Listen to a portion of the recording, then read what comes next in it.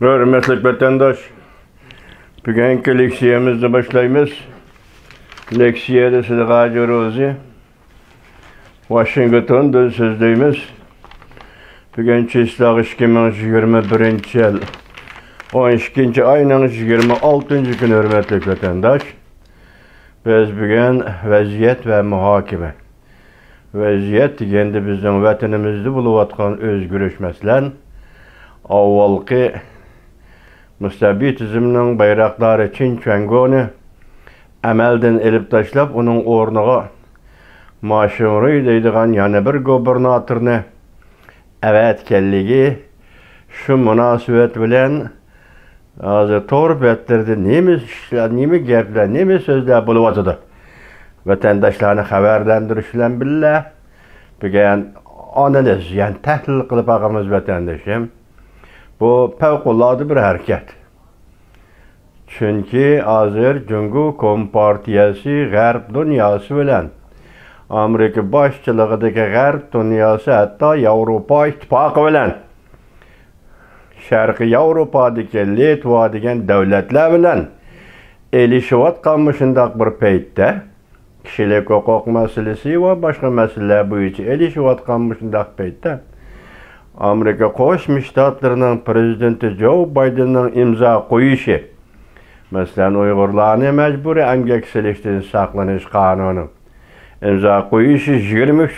kuni, imza qo'yib 24. kuni Uyghur Avtonom rayonining gubernatori Çin Çengonining amaldan qoldirilishi yoki amaldan elib tashlanishi ve siz biz üçün fevkalade vaka bulup kalmasın. Hazır Uyguristan'ın vaziyeti tikilip qarab turayotgan dünyanın aldıda ham fevkalade bir hareket var. Bunun sebebi nima deseniz, birinchidan Amerika Qo'shma Shtatlari bu gubernator Çin Çengoni embargo qilgan edi. Yani başka amaldorlarni qo'shib Şinjan rayonida mustamlik Uyg'uristonda bir necha odamni embargo qilgan edi. Embargo qilish bilan birga uning ta'sirining bundan keyin qanchalik bo'ladiganligi va yana qanchalik davomlashtiradiganligi masalan Uyg'urlarni bostirishni. Bu bir John Anhay markaziy hukumat tomonidan belgilanadi, biri Gubernator Çin Çengonining icrası bilan davomlashyapti vatandaşlar. Shundoq murakkab edi. Yaqinda siz ko'rdingiz, bizning sobiq do'stimiz Adrian Zennes Şinjan materiali degan materialni pash qilganda bu masalaning jazo lagerining qurilishi va uningda Uyg'urlarning azoblanishi, so'yqirmda qilishi, bularning hammasi Markaziy komitet raisi Xi Jinping mas'ul degan. Xi Jinping'nin mas'ulluğu da elip verildi. Demek hakimiyetinin yukarıdan tatip tövenigiçe. Şunda qorlaştırılgan bolsa bugün Çin Çengo elip taşlandı. Ondaqda bunun elip taşlanışı reis Xi Jinping'nin ornuğa qandaq ta'sir ko'rsatdi. Bu bir. İkincisi bugünkü bir mavzuda yanımanda qo'shildi. Beijing 3 çoğun kul amaldar Çin Çengo, Lin Jingyue, Yang Jiechi qatarlıqlarni merkezi hükümet taşlib etadigan soğuk muamele duchor bo'ldi deydi Jiang Xinje YouTube 26. günü. Qarab baqayli hozir birla Çin Çengo emas, yani 2 nafar adam Shangang ma'muriyat boshlig'i Lin Jingyue bomu elib tashladi ekan qaraganda Devlet Sovyeti'nin azası, Devlet Mahkemesi'nin azası, diplomatiya işleri mas'ul Yang Jiechi bu mu elip taşlandikan ahvoldan qaraganda bu yerda endi bir gap o'tirib chiqadi vatandaş. Yang Jiechi elip taşlansa, Çin Çengo elip taşlandı.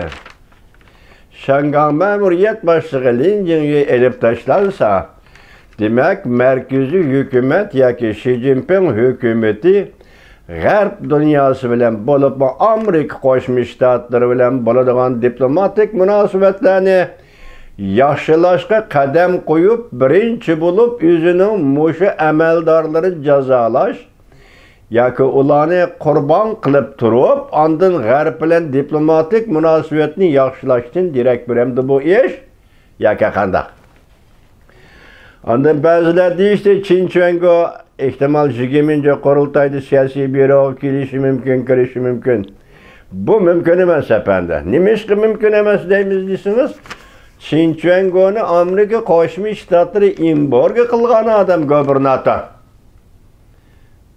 Bütün Şinjan'daki javobgarlikni Chinchuangoga ortib, Chinchuango qildi amaliyoti ortish emas. Chinchuango bostirish, so'yqirim hammani Chinchuango qildi. Bu butun dunyoga oya. Agar sen Xi Jinping bu qatim Chinchuangoni amaldan qoldirib, markazga olib borib siyosiy byuroga elib kirgan bo'lsang, buning ma'nosi Amerika boshchiligida G'arb dunyosi bilan diplomatiya sohasida adoq chelishishdan derak berdi. Bu mumkinmi? Hozirgi ahvoldan qaraganda bu mumkinmi? Bu mumkin emas vatandoshim. Demak, hozir Chinchuango tashrif etildi. Shunaqmi? Chinchuango tashrif etildi. Shangang, Linjingyu ham tashrif etildi. Shundaq hozir Jansinje eg'izga olgandek Yangjechi tashrif etildi. Bu demak Jungo hukumatining G'arb dunyosi bo'libmi Amerika Qo'shma Shtatlari bilan bo'lgan diplomatik munosabatlarni yaxshilash jihatda boshqa birinchi qadamiy, tunji qadamiy bo'lib qolamdi qandaq vatandoshim. Bundan burun biz sizlarga Jansinjening bir so'zni aytgandan Beijing tizlandi. Ya'ni jukunib turib yolvur deydigan edi. Biz onu sizlarga vatandoshlarga Uyg'ur axloqi bilan tushuntirib, chekindi yoki siyosatdan burmoqchi yoki yetkimoqchi degan edik.